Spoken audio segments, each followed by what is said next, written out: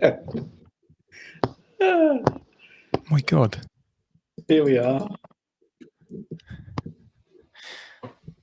We're Start live again. now, Rich. We are. Welcome to a session on how to be a better communicator. And firstly, it helps if you hit go live on your. We've just been talking for about 5 minutes, so apologies for that. So now we're live on LinkedIn Live and YouTube on the Procurement Conversation podcast channel. So before we start, if you could like and share the live stream, that'd be really useful to just make sure that the LinkedIn algorithm recognizes that there's something going on here, because there wasn't much going on for the last 5 minutes. And then also, if you could let us know where you're joining from in the comments, it'd be good to actually see some comments there, because when we asked last time, no comments came up. And thirdly, if you've got any questions as we're going through, then make sure you're adding them into the comments and we will get to them. So if I just introduce myself, I'm Rich Sains, founder of Acada. We help procurement teams to prioritize their workloads and deliver more for their organizations. And I'm joined by Barry Holmes. Barry, do you want to introduce yourself? Yeah, I've spent 23 years working with individuals, teams, organizations all over the world, including quite a number of procurement teams. So delighted to be here, Rich. Great. So the thing we were going to go through first was why communication. And I think the reason why communication is important for procurement is, as we know, it's something that it helps every aspect of the role. So we've got obviously key things like negotiation, we've got supplier relationships, lots of relationship management that we need to do within procurement. And then clearly, there's obviously all the whole networking side of it. But I guess, Baz, you've worked with a lot of procurement teams over the last 20 years or so. How do you see it affecting procurement teams? Well, I see it as in a sense, it's like the last 1% that makes 100% of the difference. On the projects I've seen, I've been involved in, they have all sorts of different elements, moving parts, data, but without question, the differentiator that's made all of the difference with all the procurements I work with was how well they were able to translate and communicate that within and without the business. So for me, it is absolutely the differentiator that affects everything. Totally, yeah. I mean, there's so much information that needs to be disseminated. There's that sort of understanding of what's going on, understanding. I think in order to communicate something in the right way, you've got to be able to understand it deeply, and that's something that procurement people have to be very good at in the role. We have to be able to say, I've read a 700-page RFP response, and now I can tell you in 10 sentences or whatever what's within that. So there's communication is vital. So if I move on to the next piece, so the first thing that we wanted to talk about really, I think, was self-awareness. But Baz, you just want to go through what is it and why is it important to this whole communicating effectively piece? Well, as we've discussed, everything to do with communication begins with self-awareness, and you might say self-awareness of what? It's self-awareness of myself, it's self-awareness of the other person or the other people, and it's the self-awareness of what's going on. And what enables that is our ability to be fully present in the experience. A lot of the times, if we're trying to communicate and we're busy or rushed or preempting, then it can be very challenging to be aware. We were talking at the break about how certain phrases, such as like, however, the end of the day, filler words can be in the space, and we don't have any awareness that's in the space. So this whole understanding of, am I being natural? Am I relaxed? Am I being myself? And then picking up and receiving what's going on in the space, because with at least some awareness, I have choices about what I do or choose not to do. In the absence of awareness, then I'm not receiving anything. So it's kind of a matter of luck rather than conscious choice about what it is I want to communicate and how I want that to be received. Totally. And I think, I've seen certain surveys that say actually most people are bad at this. So there's a big gap between people think that they're quite self-aware, and actually I think it's less than 10% of people have a sort of a high state of self-awareness.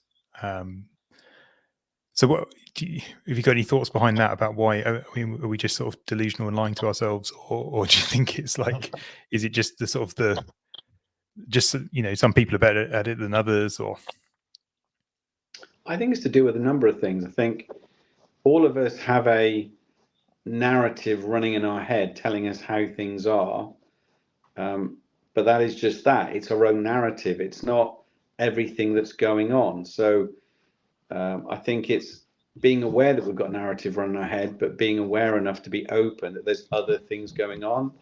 I think the thing I've already mentioned, that sort of busyness is very legitimized within organizations. So we go meeting to meeting to meeting, and that busyness makes it very difficult to have any space around what's going on. And then I think the more we think something matters, or there's something at stake, the more serious we get about it. Again, we can be so preoccupied with what it is we want to get or we want to communicate that we can totally miss what's actually going on in the room. So, I mean, I remember I was given the opportunity to go and speak to somebody very senior, and I was aware that their time was short and I needed something from them for a huge project. It couldn't happen without them. And they spent 20 minutes, half an hour telling me about their bad back. And I remember thinking, I need to talk to them about this thing. So I actually interrupted them. I realized it was the wrong thing to do. And I stopped interrupting them, realized that I'd spoken out of turn, and then just let go. I thought, well, I'm just going to let them talk what they want to talk about. And 5 minutes before the end, they turned to me and they said, I know exactly what you need, Barry. I'm happy to do that. And I realized often we can soldier on with our mission, our own intention, and just miss all the signals and cues and what's obvious. So, yeah, I think it's normal to not be aware, but it's natural to be aware if we give ourselves in the space and the capacity to do that. Yeah. And I think it's asking. I mean, I guess one of the examples I've got is with the presentation training. It's one of those areas when we're presenting, we feel very self-conscious, and part of that is the sort of the unknown. So we don't know how we come across to other people. We don't ever hear ourselves necessarily, and so part of the presentation training that we did, we recorded those presentations and then watched them back. And for me, that made a massive difference in terms of confidence, but also it highlights where you're using filler words, whatever it is. By doing that, then the next time you present, you're able to make sure that you don't do that. And I'm trying really hard now not to use any filler words, because I know I've spoken about this before, and then suddenly you talk about it and then you're adding in all these filler words. There's all the yeahs and likes and whatevers, and I am actually still quite bad at it. So I should probably just slow down my communication a bit more, slow down my speaking, and get rid of those filler words. No more gaps.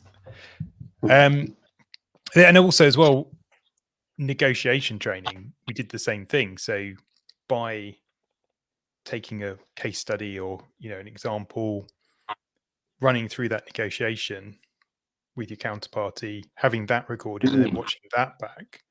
And that generally, when you're negotiating, you've got so much stuff going on in your head, it can be really difficult. And we always say try and remove the thinking and the talking, because those two things are very hard.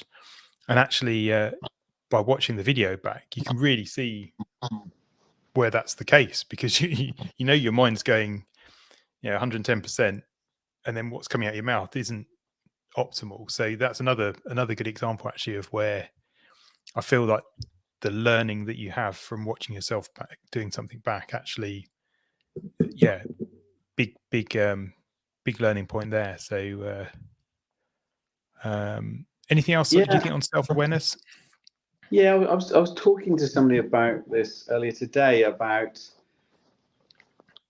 a sort of a positive definition of being thick-skinned. So being thick-skinned can be implied that you just don't receive anything, you sort of just don't care, whatever. But I think there's a positive aspect, which is to receive all feedback as feedback, that it's not good or bad, it's not personal, and everything we're doing is not an exact thing. So noticing aspects of how we come across and being receptive to them all. I feel like it's the openness arising from the awareness that enables us to develop further our awareness and enjoying the experience of the awareness. And an element for me certainly is having a sense of humor about that. So this is a story I've told for ages.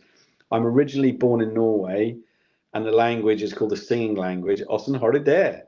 And I was brought up in the West Country. All right, my lover. So I have a natural upward intonation in my voice, which means everything's a question. So I remember somebody pointing that out to me in a very direct way, and then I actually played back some of the things I'd been talking about, and it was hilarious, to be in a conversation with somebody who's, what do you think about that? And I like to hear, you can see, and so that awareness was incredibly helpful. So I'm wondering what other areas of the way we communicate do others perceive, but they just never communicate to us. Yeah. And yeah, I suppose you don't know until you ask, or you don't know until you watch it back. So I think the next thing we're going to talk about was active listening, which is another key concept. And I've put up the little listening staircase here because I think it illustrates it quite well, because actually we all operate at different stages of listening throughout the day. And there is an optimal place for most, especially relationship building, when we want to actually have proper conversations where we're building relationships with our stakeholders. There is a level that we want to be operating at, which I think you can probably guess. But to start with, ignoring is obviously as it sounds. Someone's talking to you, but you're just not listening, and you're not giving them any sort of view that you're paying any attention to them whatsoever. That's sort of the bottom level, and I guess most of us don't do that most of the time.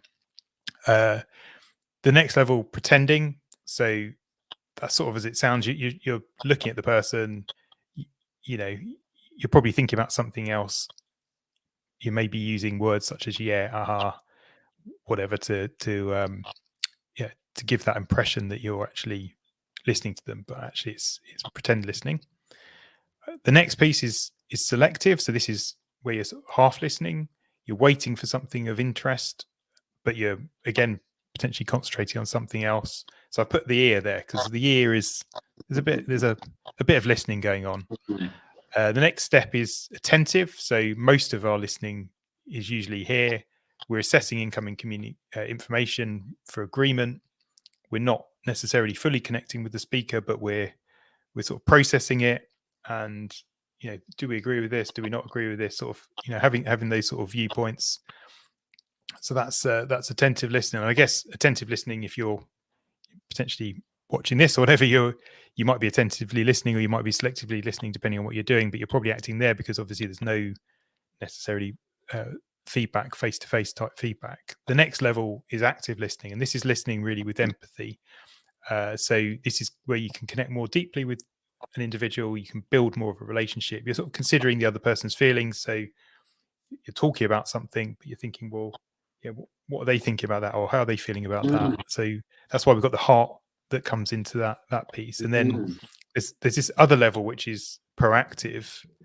And yeah, I guess this is sort of the next stage up from active. So you've still got that empathy, you're still considering other person's feelings, but you're also reading behind the lines. You're thinking about reading between the lines, thinking about the bigger picture, thinking ahead. What does this mean in a more potentially more strategic context? So yeah, Baz, I guess your views on those levels, and how we can obtain that more proactive listening in our day-to-day life. Yeah, so a couple of things. So between selective and attentive, there's this other phrase called gap searching, which apparently is so ubiquitous. It's like a virus, which is I'm waiting for the opportunity to speak in order to react or respond to something I've heard at some point or something already thinking. So to my mind, that's not really listening. It's two people on transmit trying to get a reception, but really not hearing anything. And I think I see a lot of that type of communication. I think the nuance between active and proactive is fascinating because it seems and appears that deep listening is a really passive activity. But if you've ever been in the company of someone who's really skilled at proactively listening, it's a very active experience because it means I'm fully focused on being here. It means I'm listening not just to the words, but I'm listening to everything else that I'm receiving around the body language and the feeling. It means I'm picking up on your sense of things, not being preoccupied with my things. So I feel that the proactive listening is the ultimate kind of master super skill, superpower that is mastered by very few of us. I like to think that I am a relatively good listener. To be in the proactive listening, I need to put myself in a certain space to be able to do that. I had a conversation with a friend today, and what I did differently was I said, let's speak when we're in one place, we're at home, there's no distractions. Let's stop this sort of communication where we're multitasking because in a sense there's no point, you know. So yeah, I feel this is the master skill, and if we can master proactive listening, all the other communication skills that sit around it, the storytelling, high impact presenting, putting your compelling argument, they will enhance it. But if we don't master the proactive listening, I know we're always going to be limited in our ability to affect and influence others. Yeah. I mean, I suppose it's funny, isn't it? We're talking about communication as a skill, but actually the listening aspect of that is so vital. And without that, it's very difficult to actually make the most of your communication. I think we saw this during the pandemic a bit, didn't we? So everyone went to video calls, and I know I spoke to a lot of people and they said they found it very hard. It's very draining spending 7 or 8 hours on video calls because you're doing this communication, but you're not there in the room with the person. You're not really seeing their emotions and you know, the little sort of I don't know, sort of these micro reactions to what you're talking about. The hand gestures, obviously, you can see a little bit here, but you know, it can be down here. You're not, you know, we're suffering from it a bit tonight. Probably, if we were in a room together, it might be even different. But yeah, I guess that highlighted it to me massively. Yeah, there's a sort of, I think it's called a cognitive dissonance, isn't it? Or dissonance of yeah, not being in the room together. So, have you got any good examples of good listening? Well, in all my experience where something has gone well or something has gone surprisingly well, without exception, I realized it was where I stopped or was able to stop what I was thinking or needing or wanting, and at least for a time was able to really listen to what somebody else was saying or where they were coming from, and had the feeling of that and that they were experiencing that, like without exception. I mean, this sounds really, I guess, kind of dramatic, but I feel like if I had the choice of 8 hours of meetings with, and for me, nobody could listen well on virtual calls or in person for 8 hours. Like, I don't know anyone that the best to do that. Is it would be far better to have 2 hours with 25% the communication, but actually it was the quality of communication, because you were actually so this is what I mean is at the higher end of communication, the higher end of these higher end skills, you're able to spend maybe less time because the quality is so high, and maybe we communicate a lot, as in long meetings and long conversations, because the communication just isn't very effective. So Oh yeah. and again, I think that's normalized. I just think it's normalized to go to 1 hour meetings, and Totally. We'll talk about a bit about that in a minute with the next one. But yeah, there's definitely definitely something behind that. And I think as well, we all know if you email someone, you're not necessarily going to get the best response, and there's no listening involved there at all. It's just literally that is just the information being, and obviously you interpret it in the way that you interpret it, and there's often misinterpretations with emails. Picking up the phone, we know is a lot more effective than sending an email. But even, I guess, above picking up the phone or being on a video call, being face to face and talking to someone is even more. And that's where you can, if you're mastering this proactive listening piece, then actually you're getting to that next level there. So I guess any tips for people? So obviously we've talked about it as a concept. I mean, for me, you're making sure you're talking to someone, you're face to face, you've got eye contact, you're listening to or listening out, or I guess you probably more say sensing the non-verbal cues. For me, there's that reading between the lines is really important, and listening to what's not being said. That's quite an important piece. Yeah, I think not interrupting, being respectful with people, not sort of jumping in, and as you say, if you've got like an agenda in your head that you want to be following, sometimes just sort of plowing ahead and asking for the things that you want, and sort of ignoring what's being said on the other side, that's not necessarily helpful as well. I think sort of showing that you're listening. So whatever it is, that sort of thing, and nodding, all those sort of non-verbal cues are really important as well. And then it is a two-way conversation, so you can making sure you're asking questions, asking thoughtful questions, and at the end paraphrasing it, summarizing what's being said, and then that really shows that you've understood something, or maybe you haven't. But the more you're proactively listening, then you're likely to summarize that in a sort of correct way. And it's something that we don't often do. So I think one of the tips that I would always use is you don't have to say it immediately as it is, but you could say, it sounds like you're saying this. And then obviously if you've got it a little bit wrong, then the person can correct you. It's not like you're saying, right, this is what you've said.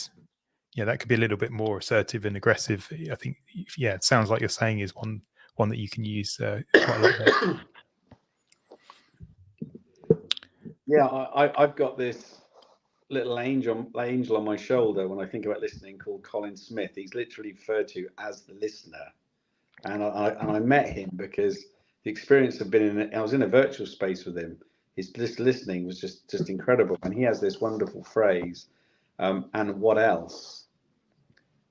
Which means when somebody's speaking, there's nearly always more, but we're so preoccupied or focused on filling in what we want to say, we might miss something incredibly valuable for just asking, and what more?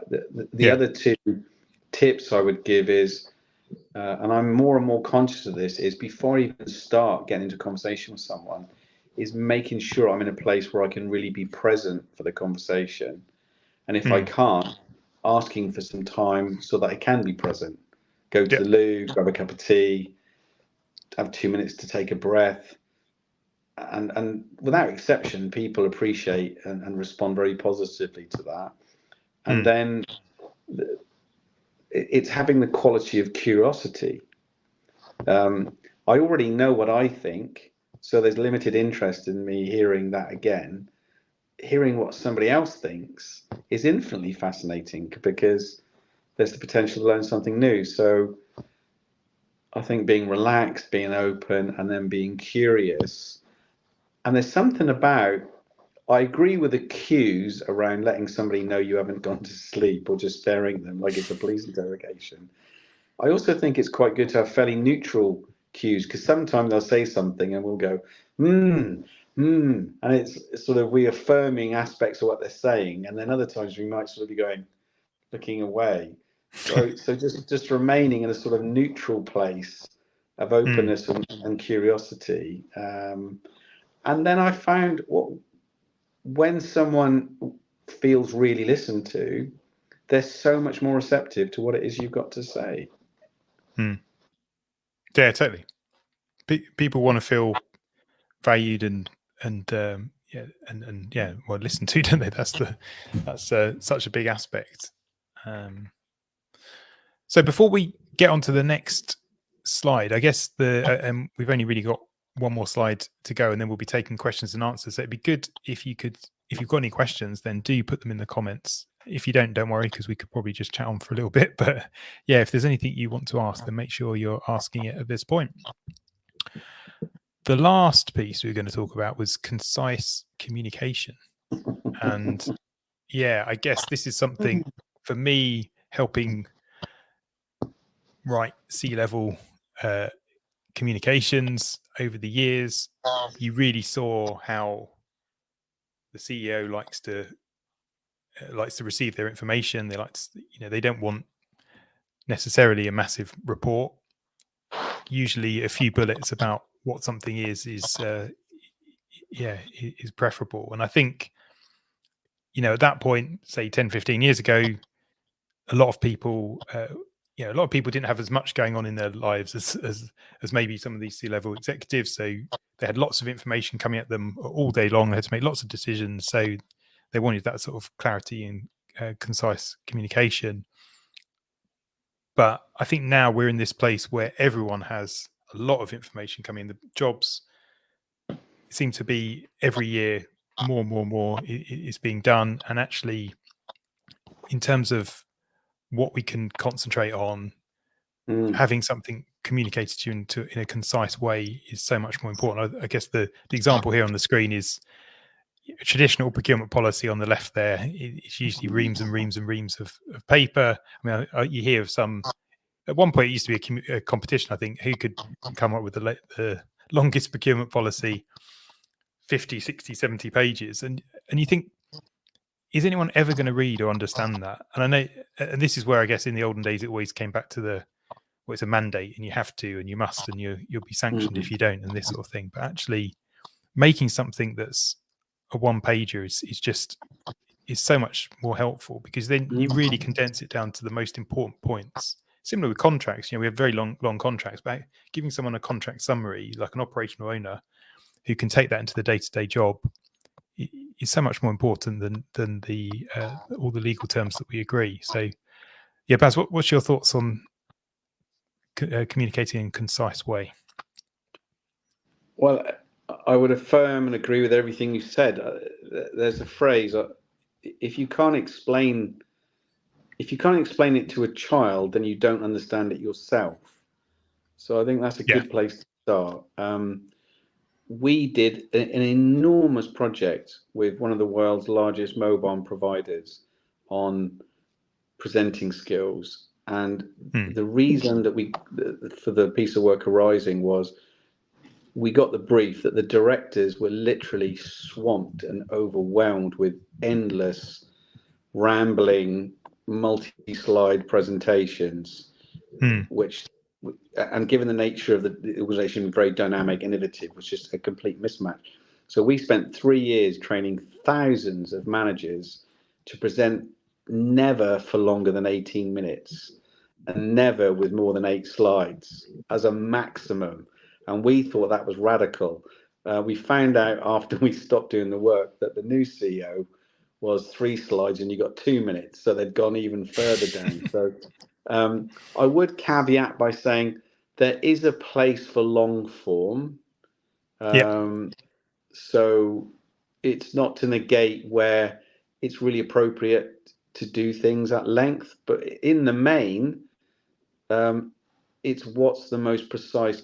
And I talked to my brother about this, is the more precise that we seek to make something, actually the more challenging it gets. What is it in a paragraph? What is it in a sentence? What is it in 3 words? What is it in 1 word? But the very act of doing that. And I think the other consideration that particularly in relation to procurement, when we did this piece of work with the same mobile provider, and this came from direct experience from working with 2,000 managers, less than 10% of them had a clear ask.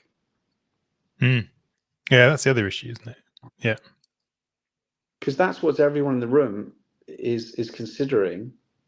So what? And so being really clear about what's the purpose, what's the ask, and then working back from that. And the other distinction I think there's been, it's incredibly important, is to realize the presentation that you're using to influence people to make a decision is completely different from the document they've been working on that contains all the information. And what I see repeatedly is people present the document that contains the information as if it's a presentation, which is in effect kind of end result suicide, because it's going to be way too much information for some, and it's never going to be enough information for others. So one of the things we help people do is create a clear distinction between, well, what's the information that needs to be provided for compliance and governance and the rest of it, but what is the information for these people now in this situation to elicit the ask, and consciously focusing on that in a discrete and a different way. Yeah, totally. Yeah. I think that's a massive one. I mean, yeah, there's a few things that I was thinking of as you were talking there, but there's always the famous quote of, if I'd had more time, I'd have written you a shorter letter. So, and I think, yeah, some people would do well to remember that when they're coming up with their PowerPoint slides, because as you say, sometimes, it's sort of 6 bullets and they're a couple of paragraphs each, and actually you're basically, it's almost like you've just zoomed in on a Word document rather than it actually being a presentation. It should be that those bullets should be concise. They should, if you're looking at it later, it should be, because quite often, especially if you're talking to senior people, they'll want to skip through. You'll end up talking about one slide for ages. Yeah. You won't talk about another couple, so you've got to be able to skip through them quite quickly. And if you've got a massive block of text on there, you've either got to very quickly work out how to summarize it. Whereas at least if you've got, a few words, you can build up from there. It's it's definitely something, but it can take, as you say, it can take a little while to get into the right place there. Well, usually the thing we've been working on, we're very invested in. So we want to talk about it, we like talking about it. And probably we need to find a place to talk about it with someone who cares about us enough to listen to it all. But that's different from what people want to receive. And just want to add a comment here, Rich. I see you having a lot of mastery in this area, because I told the story on LinkedIn that, years and years ago, you chose the subject of the theory of relativity present in 5 minutes. And I remember asking the question at the end, can you summarize it? And you said, no, that's as summarized as I can get. And it's true. You taking something vast and complex and distilling it into its essential elements and transmitting it, I think that's a very high level skill. And definitely it's a key skill for anyone working in procurement. Totally. Yeah. So I think we've come to the end of the what we wanted to talk about here. If anyone has any Q&A, I know we've had some comments in the comments section, but I don't know if we've had any proper questions just yet. If I just, so yeah, do make sure that if there's anything you want to know about communication, soft skills, anything, ask us anything. That's the if I move on to the little Q&A icon. So actually, I can probably bring it up to. I'll make us a bit bigger now because, yeah. Hello. So the comments we've had, so we had, some people joining from around the world. So from Cyprus and also from, that's somewhere in the States, isn't it?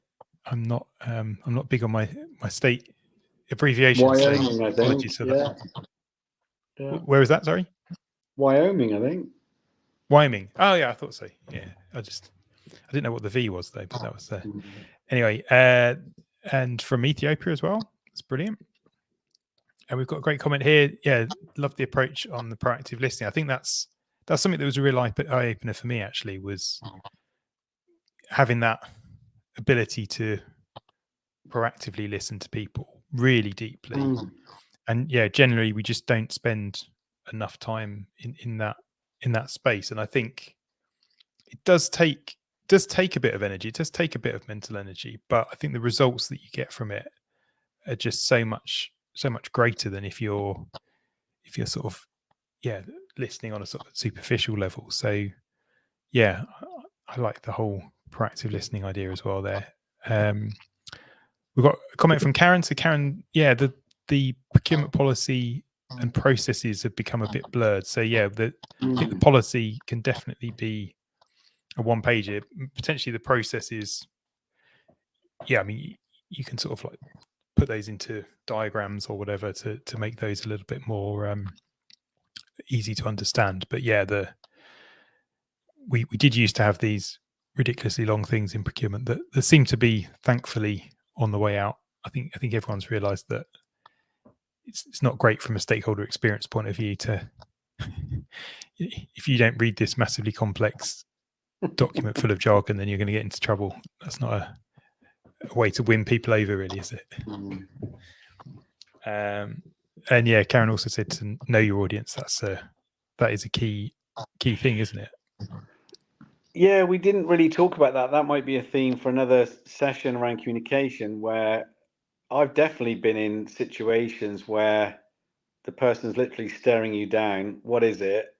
Ask me, and can we get on with it? And in other situations where there's definitely the need to spend 15-20 minutes just talking about the world and how everything's going. So I think that's a wonderful point around knowing, at least. And if we don't know, it's back to the self-awareness. What am I picking up as a vibe from these people, these situations now? It's a really good observation. It's a really good comment. Yeah, we had Christina joined from Bournemouth. Hello, Christina. And also, yeah, thanks for the feedback there. That's brilliant. I think we haven't got any more comments, so I don't know if anyone did have any questions that they wanted to ask. If not, then we can finish here because although we do have one thing to talk about, which is the quiz. So if you do want to find out more about so we've come up with a thing called Procurement EQ, which is looking at your I guess emotional quotient of your procurement soft skills, or a way of working out your procurement soft skills. So we've put together a quiz. It takes about a minute to go through, and you can get your score at www.elevate-procurement.com/quiz. And as part of that, I think there's an option as well. We've got a weekly tips email that's coming out. So if you want to go and take the quiz at that website, there's a QR code there as well. If you want to scan it on your phone, you can do it on your phone. And it just asks you a few questions about elements of your sort of soft skills approaches, and then it give you a score at the end of it to work out your procurement EQ. And feel free to share it as widely as you want or not. It's up to you. So, yeah, another comment there. Thank you, Jose, as well. That's brilliant.